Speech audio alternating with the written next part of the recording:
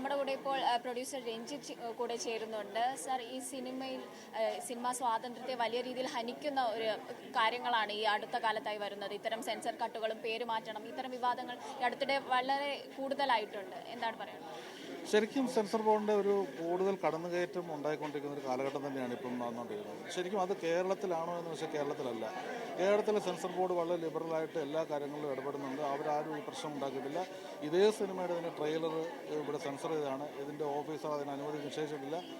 പിന്നീടാണ് ഈ പേര് ഇവിടെ ഉപയോഗിക്കാൻ പാടില്ല എന്ന് പറഞ്ഞൊരു കാര്യം ഉണ്ടാകുന്നത്. ശരിക്കും അത് നമ്മളെ സംബന്ധിച്ചിടത്തോളം നമുക്ക് ആലോചിക്കാൻ പറ്റുന്നില്ല. ഒരു സിനിമ മുഴുവൻ ഡബ് ചെയ്ത് വെച്ചിരിക്കുന്ന, ഒരു സിനിമ മുഴുവൻ ചെയ്തു വെച്ചിരിക്കുന്ന ഒരു കാര്യം അത് കട്ട് ചെയ്ത് മാത്രമേ റിലീസ് ചെയ്യാൻ പറ്റുള്ളൂ എന്ന് പറയുന്നു.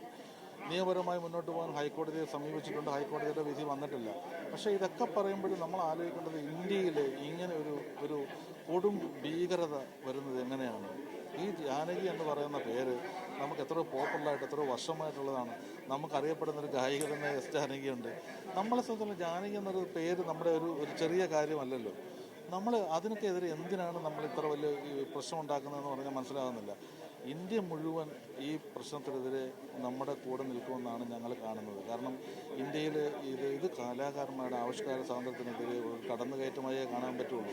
ഇവിടെ എങ്ങനെ ഇനി സിനിമകൾ എടുക്കാൻ പറ്റും, എന്തെല്ലാം കാര്യങ്ങൾ ചെയ്യാൻ പറ്റും, ഇതിലൊരു നിയമാവലിയുണ്ട്. ആ നിയമാവലി പറയുന്ന കാര്യങ്ങൾ നമ്മൾ അനുസരിക്കാൻ തയ്യാറാണ്.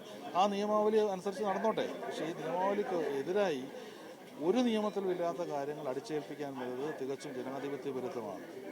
ഇത്തരം പേരുകളെയൊക്കെ വർഗീയമായി കാണുന്നത് സിനിമയെ വലിയ രീതിയിൽ പ്രതിസന്ധിയിലാക്കുന്നുണ്ട്. 100%. കാരണം ഇനി എങ്ങനെ ഇപ്പം നമുക്ക് തന്നെ പല പേരുകളും നമ്മൾ കണ്ടിട്ടുണ്ട്.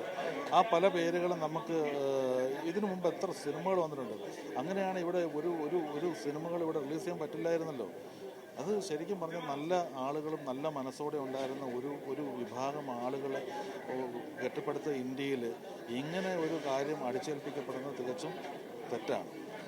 കേന്ദ്രമന്ത്രി സുരേഷ് ഗോപി കൂടെ ഭാഗമായിട്ടുള്ള സിനിമയാണ്. ഇതിന്റെ ഒരു രാഷ്ട്രീയം കൂടെ അദ്ദേഹം സിനിമയ്ക്കെതിരായിട്ട് ഒരിക്കലും നിൽക്കത്തില്ലല്ലോ. അദ്ദേഹം നമ്മുടെ കൂടെ എന്നും നിലകൊള്ളുന്ന ആളാണ്. ഇതിന് പൂർണ്ണമായും സപ്പോർട്ട് ചെയ്ത് അദ്ദേഹം നിൽക്കാൻ പറ്റുള്ളൂ. കാരണം അദ്ദേഹം കഥ കേട്ട് അദ്ദേഹം തന്നെ പറഞ്ഞിരിക്കുന്ന ചെയ്തൊരു സിനിമയാണല്ലോ. അദ്ദേഹം ഡബ് ചെയ്തപ്പോൾ കണ്ടതല്ലേ, എല്ലാം കണ്ടതല്ലേ. അപ്പോൾ അദ്ദേഹത്തിന് അതിനകത്ത് എതിരഭിപ്രായം ഉണ്ടാവും? ഇല്ല. തീർച്ചയായിട്ടും അദ്ദേഹം പോലും അത് ആലോചിക്കാൻ പറ്റാത്തൊരു കാര്യമാണ് ഇവിടെ ഉണ്ടായിരിക്കുന്നത്. ഇന്നത്തെ സമരം എങ്ങനെയായിരിക്കും?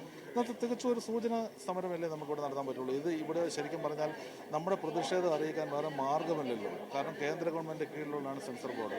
നമ്മുടെ പ്രതിഷേധം ഇങ്ങനല്ലേ അറിയിക്കാൻ പറ്റുള്ളൂ. ഈ പ്രതിഷേധം നമ്മുടെ ഒരു സൂചന മാത്രമാണ്. പക്ഷേ ഇത് നടപ്പാക്കുന്നതിന് പിൻവാങ്ങുമെന്നാണ് നമ്മൾ പ്രതീക്ഷിക്കുന്നത്.